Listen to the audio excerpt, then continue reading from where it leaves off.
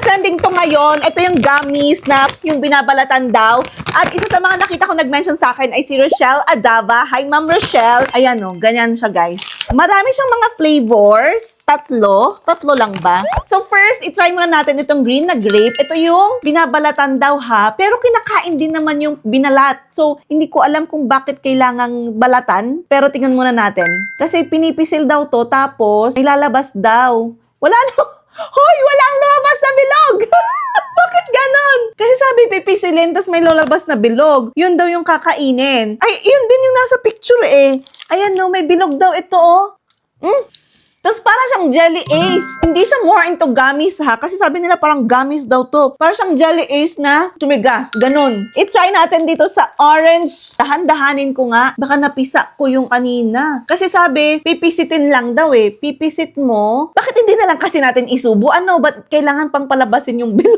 Tapos kakainin din naman natin yung balat. Asan yung bilog? Ayan na ba yun? Ayun yung bilog. Ayan o. Pero hindi na siya bilog yung sa akin. Napisa siya. Ayan o. Be careful kasi mapisa nyo. Kasi ako napisa ako. Siguro na-press ko na mabuti yun.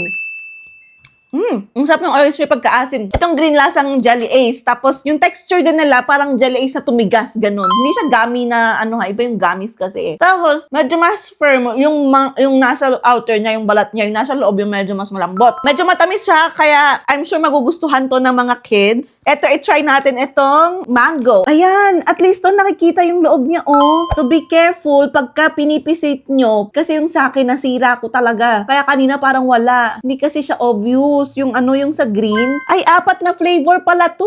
Ayan na, ito na yung mango. Ayan no, obvious na magkaiba pala sila. Ayan no, ito yung balat, ito yung laman. Kung ano yung flavor nila, yun naman yung lasa nila. Pero nag-wonder ako, bakit kailangan natin ilabas? Ikakainin din naman natin lahat, di ba?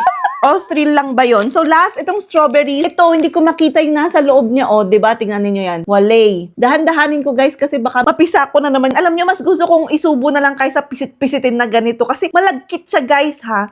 Clear kasi yung balat. Kaya hindi ko masyadong makita yung loob. Bakit sa mga video, no? Ang bilis nilang, may technique ba to? Ayan na! Ay, naihiwalay na din sa wakas. Ayan siya. So, yung coat niya is clear. Kaya hindi ko siya masyadong napansin. Malapit yung lasa niya sa pochi.